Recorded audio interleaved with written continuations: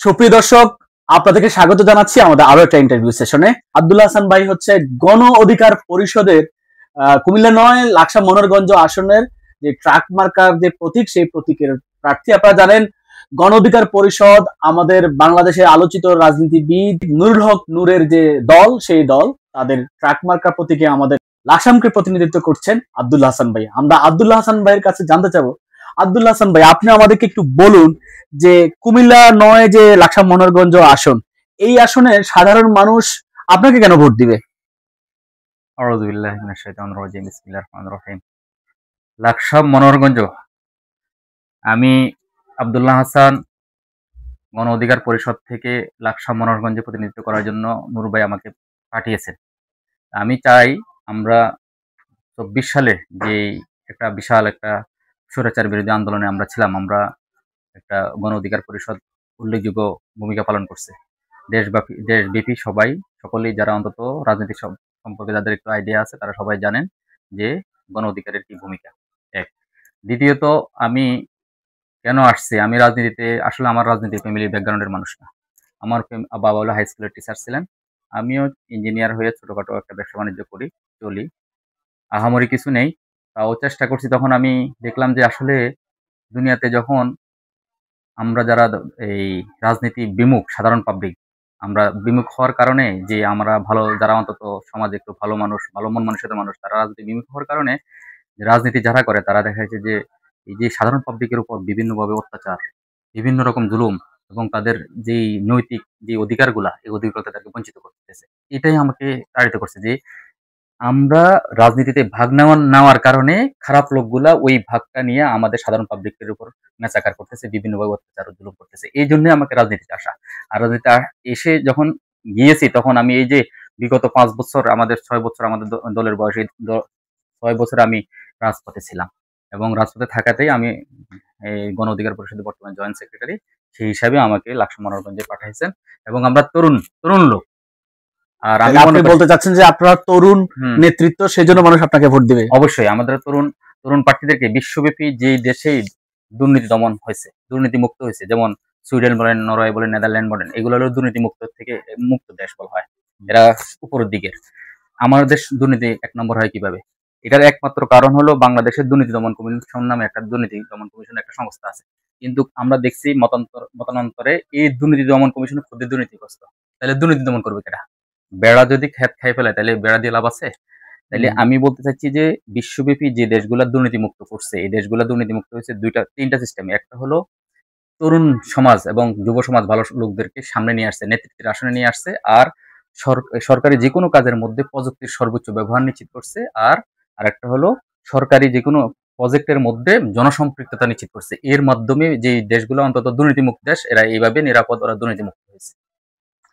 আচ্ছা, আপনি এই দুর্নীতিমুক্ত বাংলাদেশ গড়ার জন্য আপনি কাজ করতে পারবেন, সেই জন্য আপনি ভাবতেছেন যে আপনাকে মানুষ ভোট দিবে? অবশ্যই। আমাদের দুর্নীতির আমাদের সকল উন্নয়নের পেছনে, মানুষকে জুলুমের পেছনে, মানুষকে ভোটাধিকার থেকে বাইরে রাখার সকল পিছনে দুর্নীতি।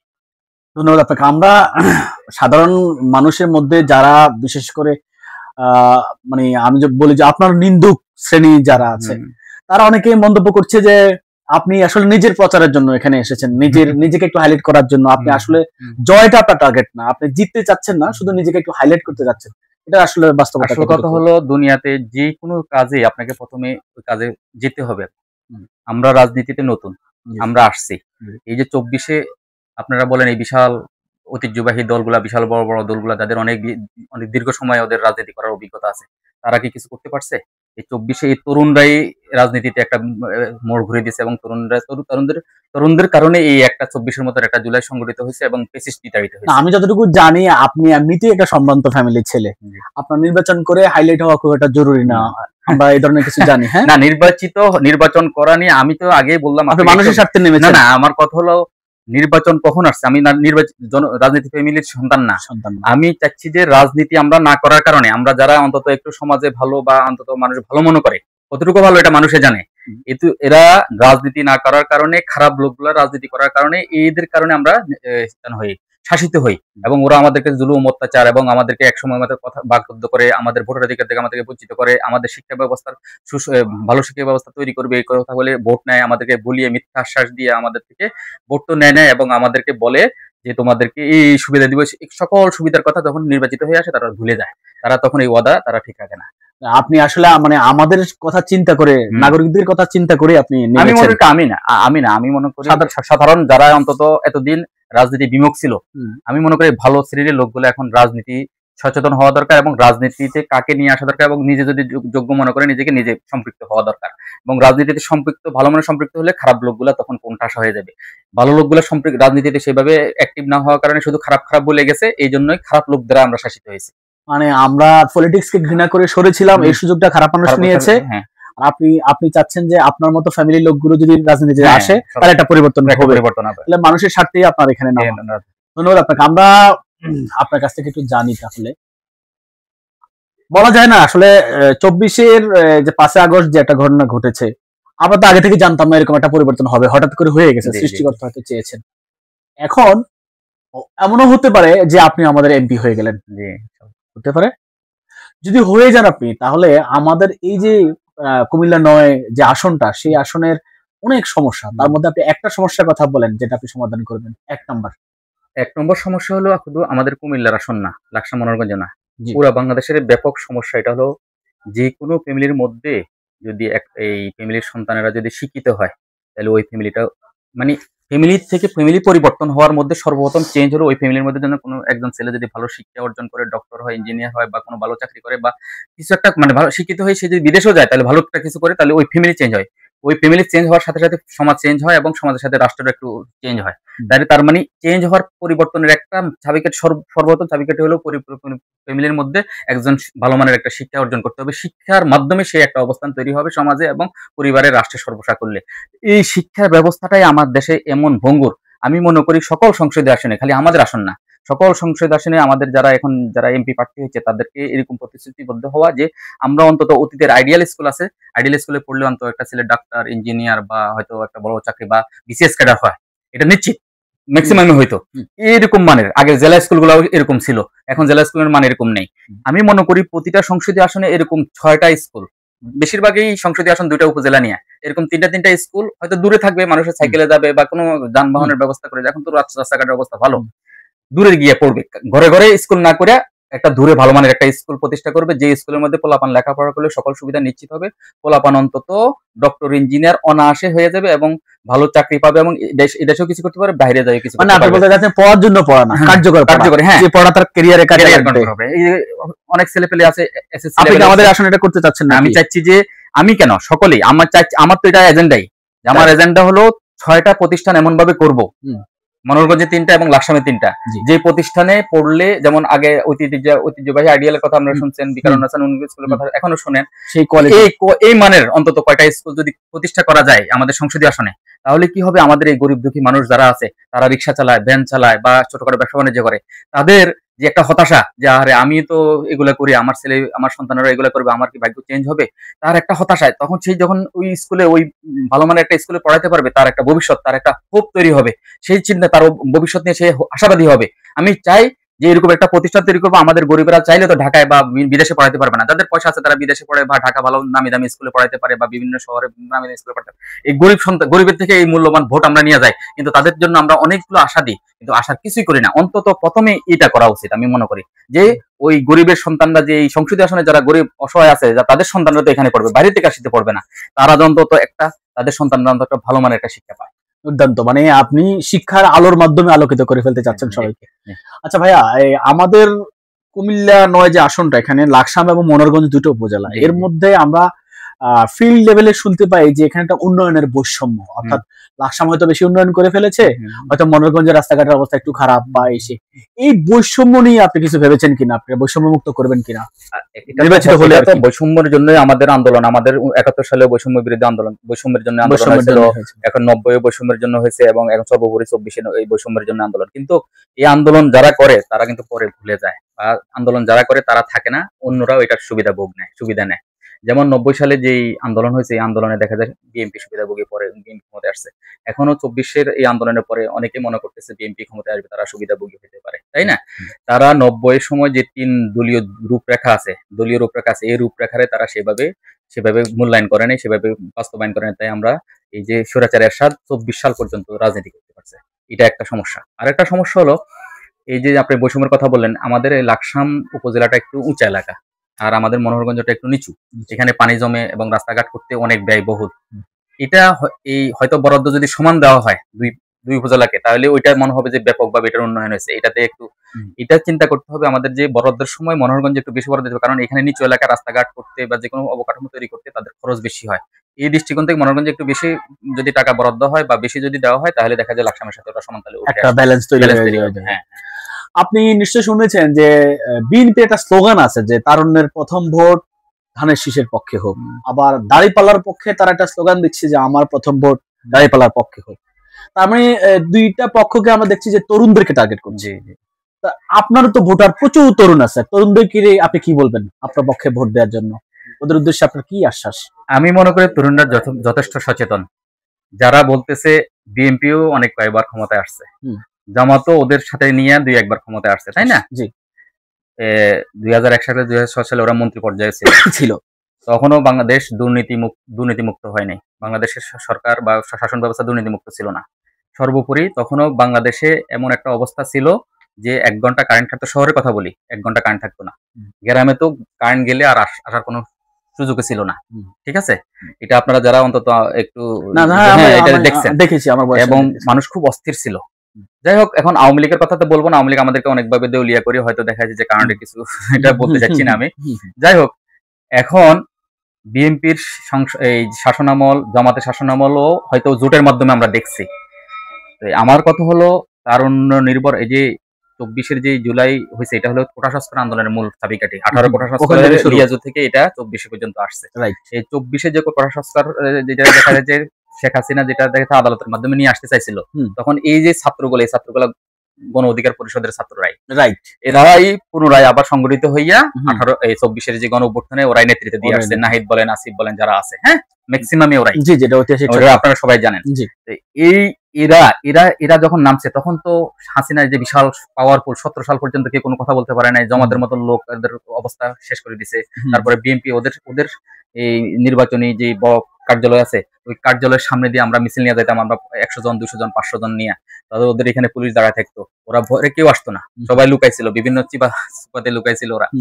এই লোকগুলা এখন হয়তো এই 24-এর এই আন্দোলনের সময় যখন শুরু হয়েছে, তখন আমরা যখন মাঠে ছিলাম, তখনও আমার বিএনপির এই কেন্দ্রীয় অফিসে একবার আমার মিটিং হয়েছিল, তখনও ওরাও বুঝতে পারে না যে এই অবস্থা একটা হয়ে যাবে।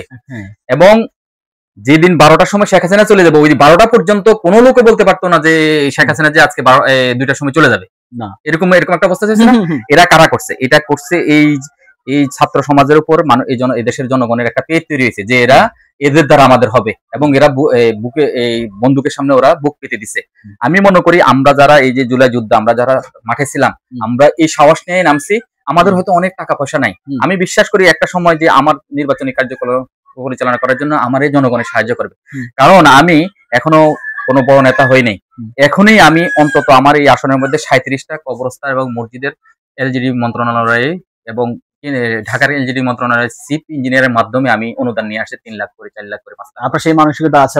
এবং এটা না শুধু, এবং এই লাকসাম এবং মনোহরগঞ্জে অনেকগুলা টয়লেট, পাবলিক টয়লেট, যেটা 6টা দেয়, 2টা দেয়, এগুলো আমি অনেক জায়গায় উন্নয়নের কাজ চলতেছে। এবং অনেকগুলা রাস্তার যেগুলো দেখা যাচ্ছে দর্শি কাজ ধরার জন্য গেছিলাম, দেখি যে ম্যাক্সিমাম রাস্তা যেগুলো আসলে দরকার নিডি, এই রাস্তাগুলোর আইডি নাই। এই জন্য একটা সরকারি প্রক্রিয়া, এই আইডি করার জন্য আমি মানে অনেক দৌড়াইছি, মানে আমার নিজের খরচে, এবং নিজে উপজেলা ইঞ্জিনিয়ারের মাধ্যমে, তারপরে কুমিল্লার যে এক্সচেঞ্জের মাধ্যমে, এবং সর্বোপরি ঢাকার এলজিডি মন্ত্রণালয় ওইখানে গিয়ে আমি দৌড়াইছি, যেটা আমাকে ফয়েজ ভাই এর মধ্যে কিছু সাপোর্ট করছেন। ফয়েজ ভাই বলছে যে আমি তো দৌড়াতে পারি না, তুই একটু দৌড়া। ফয়েজ ভাই, আমার ফয়েজ আহমদ তৈয়ববাড়ি তো সবাই চেনেন, আমাদের উপদেষ্টা, উনি আমার বাল্যকালের, আমরা একসাথে প্রাইমারি স্কুলে লেখাপড়া করছি, আমার বন্ধু। মানে আপনার এই সমস্ত কর্মকাণ্ডগুলো দেখে তরুণ প্রজন্ম আপনার প্রতি আকৃষ্ট হবে, এবং এই যে পরিবর্তনের নেতৃত্ব তরুণরা আপনাদের সাথে মিলে দিয়েছে, ভোটও তরুণরা আপনাদেরকে দিবে। এটাই তো, তরুণরা শুধু না, তরুণদের সাথে সাথে যারা বয়োজ্যেষ্ঠ আছে তারা কোনো বিকল্প খুঁজে পায় না অতীতে। এখন আমি বিশ্বাস করি দেখবেন এমন একটা স্রোত তৈরি হবে আমার মনে হয় নির্বাচনের সামনে, কারণ যারা এখন বর্তমানে মাঠে আছে তাদেরকে আমরা 2-3 বার দেখছি অন্তত আমাদের শাসনভার হাতে নেওয়ার জন্য, এবং জমাত বলেন তারাও অন্তত তারা জোটবদ্ধ হয়েছিল। ঠিক আছে, এখন আমরা নতুন কিছু করতে চাচ্ছি এবং নতুন কিছু করে দেখাচ্ছি আমরা, সেই জন্য তরুণরা আপনাদের সাথে থাকবে। তরুণরা শুধু না, আমি মনে করি তরুণদের সাথে বয়োজ্যেষ্ঠ তারা বিকল্প পায় নাই, আমরা বিকল্প হিসেবে আসছি। আপনারা যোগ্য বিকল্প মনে করতেছেন? আচ্ছা ভাই, আমরা হয়তো অনেকে বলবেন যে বিকল্প হওয়ার জন্য আপনার তো বিশাল গাড়ি বহর দেখি না, এই যে সরস্বতী সাহেব কালকে বিশাল একটা গাড়ি বহর, ওদের তো সকল কর্মীরা নিজস্ব পান দিয়া বা নিজেদের অনেকগুলা পান আছে, তাদের বিভিন্ন রকম আমানত সংগ্রহ করে, আমাদের হয়তো এরকম নাই। আমি এককভাবে চেষ্টা করতেছি, আমাকে কেউ এবং সহযোগ, আমার বিশ্বাস একটা সময় যখন মানুষ বুঝতে পারবে যে এই লোকটা আসলে এলাকার জন্য কিছু করতে চাচ্ছে, যে লোক এখনো এমপি হয় নাই, কোনো মন্ত্রী হয় নাই, কোনো কিচ্ছু হয় নাই, বা কোনো বড় কোনো পদও পায় নাই, এই লোকটা চেষ্টা করতেছে, আপ্রাণ চেষ্টা করে আমাদের এলাকার অন্তত জানে মানুষ, যাদের মসজিদে অন্তত এই অনুদান গুলো গেছে তারা বুঝতে পারতেছে। আর অতীতে এই 1000 কোটি টাকার একটা সরকারি একটা অনুদান ছিল, এটা আওয়ামী লীগের সরকার আমলে 900 কোটি টাকা সরকার খাই ফেলেছে, আমাদের এলাকার মসজিদে কোনো মসজিদে তো পায় নাই। মানে 1000 কোটি টাকার মধ্যে 900 কোটি টাকা আত্মসাৎ করে ফেলছে আওয়ামী লীগের সময় শেষ। মানে একটা বার 100 কোটি টাকা ছিল, আমরা যখন গেছি তখন এই 100 কোটি টাকায় আমরা যারা যেমনি পারি আমরা যাই, আমরা কাজে লাগাইছি, আমরা এলাকার জন্য যাই বলছি, দরখাস্ত নিজে, এমনও মসজিদের দরখাস্ত নিজে কি করছি, ওদেরকে বইলা বলছি যে আপনারা খালি একটা কাগজ, সাদা কাগজ সই করেন, ওই কাগজটাই আমরা ব্যবস্থা করি, এটারে ফটোকপি করে আমি এরকম দৌড়াই আমি কাজ করছি। বুঝতে পারছি, এর একটা বড় ধরনের পরিবর্তন আপনারা আনতে যাচ্ছেন। আচ্ছা, এই যে গণ অধিকার পরিষদের দলটা আপনি সমর্থন করেন, এই দলের আপনি একজন কর্মী, একজন নেতা, এই দলের যে নীতি এবং আদর্শ আছে নিশ্চয়ই আছে, তার জন্য আপনারা এটার সাথে কাজ করতেছেন।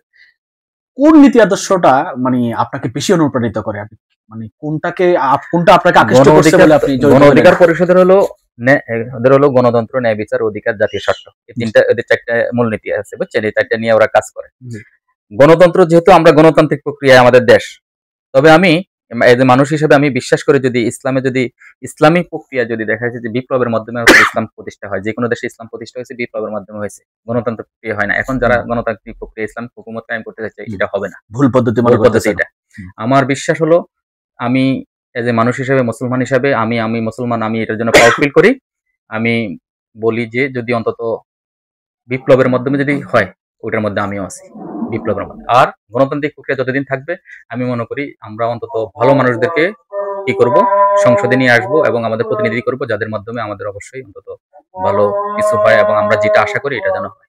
একটু ব্রেক দিতে হবে, আজানের একটু ব্রেক দিতে হবে। আপনি একটু এই এলাকার কর্মসংস্থান এবং যারা ছোট ছোট ব্যবসায়ী আছে, যারা স্ট্রাগল করছেন, যে এদের বিষয়ে এবং যাদের কর্মসংস্থান নাই, এদের জন্য আপনার ভাবনা কি? নাঙ্গলকোটে একটা টেকনিক্যাল ইনস্টিটিউট আছে, ঠিক তদ্রুপ আমাদের এই ফয়েজ আহমদ চেষ্টা করতেছেন, আমি ওনার সাথে এটার সাথে আছি।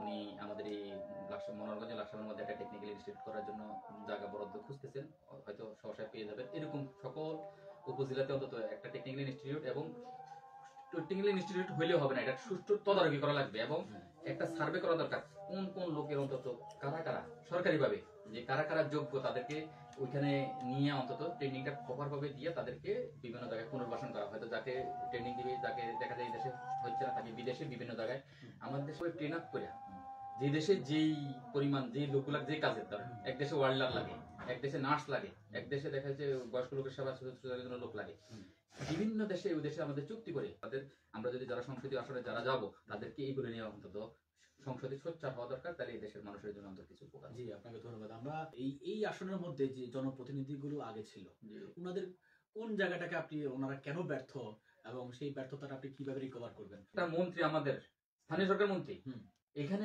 উনি মন্ত্রী যাওয়ার আগে আমাদের রাস্তার এই অবস্থা, মন্ত্রিত্ব শেষ হওয়ার আগে আমাদের রাস্তার এই অবস্থা, তাহলে আমরা কি পেলাম তাদের কাছ থেকে?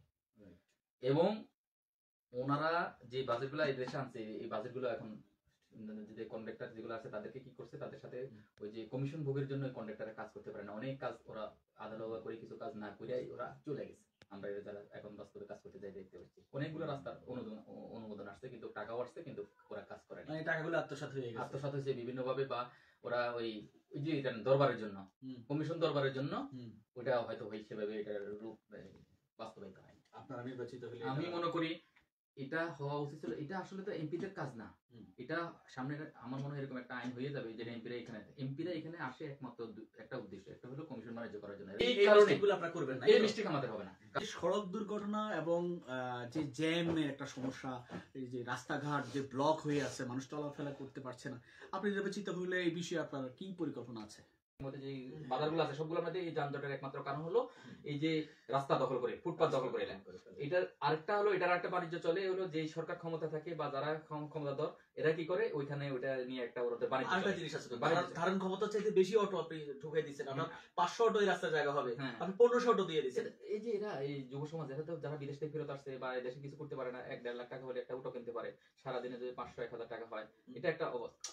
চাচ্ছি যে এটা একটা সিস্টেমে নিয়ে আসবে এবং যেখানে অন্তত বাজার থেকে দূরে অন্তত ওরা স্টে করবে। বাজার যেখানে অন্তত দেখা যাচ্ছে যে জনগণের বেশি ট্রাফিক বেশি, ওইখানে অন্তত এই গাড়িগুলো যেন না যায়, দূরে থাকে, দূরের থেকে মানুষ হেঁটে যাবে। আর আমাদের দেশের মানুষের একটা এখন স্বভাব তৈরি হয়েছে, অটো হওয়াতে বাড়ির থেকে হাফ কিলো গেলেও মানুষ অটোতে ওঠে। এটা খেয়াল করছে? আর এটার কারণে আমাদের কিন্তু অনেক রোগ বেড়ে যাচ্ছে, আমরা হাঁটি না। এইটাই আমাদের জনগণের হাঁটার অভ্যাস করছে। আপনি আমাকে একটু এক লাইনে একটু বলেন তো, যে ভোটার আপনাকে কেন ভোট দিবে? আপনি কি স্পেসিফিক 3টা কারণ বলতে পারবেন? গণ অধিকারকে ভোট দিবে না কেন? গণ অধিকারকে 6 বছর মানুষ আন্দোলন সংগ্রামের মধ্যে দেখছে। আরেকটা হলো এই গণ অধিকারের মাধ্যমে 24-এর মতো এই যে একটা স্বৈরাচারকে তাড়াইতে পারছে, গণ অধিকারের এটার মুখ্য ভূমিকা পালন করছে। কিন্তু অতীতের যে বিশাল বড় দল বিএনপি বলেন, জামাত বলেন, তারা সবাই কোণঠাসা হয়েছিল। তারাই মাঠে ছিল, তারা এবং স্বীকার করে, বড় দল হিসেবে স্বীকার করে। কিন্তু এখন ভোটের মাঠে এসে হয়তো তারা সেভাবে বলে না। একটা পাইলাম যে আপনারা মানুষকে তার ভোটাধিকার ফিরে দিয়েছেন, গণতন্ত্র ফিরে দিয়েছেন, এর জন্য আপনাকে ভোট দিবে, একটা পাইলাম। আরো দুইটা কি বলবেন আপনি? আরেকটা হলো, আমি একটু আগে বললাম যে যুব সমাজকে যদি আপনি সামনে না নিয়ে আসেন, যুব সমাজের চিন্তা চেতনা যদি আপনি রাজনীতিতে ইনক্লুড না করেন এবং ভালো লোকের যদি আপনি স্পেস না দেন, আপনি দেশটাকে তারুণ্য নির্ভর করতে তারুণ্য, হ্যাঁ, স্পেস যদি না দেন তাহলে আপনি দুর্নীতি মুক্ত তরুণদেরকে স্পেস দেওয়া হচ্ছে, স্পেস দেন। হ্যাঁ, স্পেস দিচ্ছিল না আগে, প্রতিভা থাকলে ওদেরকে দমিয়ে দেওয়া হচ্ছে, নেতা ছেলে নেতা হবে, এটাই ছিল। আমি কোনোদিন কল্পনা করতে পারিনি, আরো 2-4-5 বছর আগে কল্পনা করতে পারিনি যে আমি এই যে একটা প্রার্থী হব। কিন্তু এখন এই সুযোগটা তৈরি হয়েছে কিভাবে? এই সুযোগটা আমরা তরুণরাই তৈরি করে দিয়েছি। এবং আমরা এখন চিন্তা করি মানুষও এটা বোঝক যে এই লোকের কাছে টাকা নাই, গাড়িও নাই, তার বাড়িও নাই, কোন রকম চলে তারপরে সে সাহস করছে কি লেগা?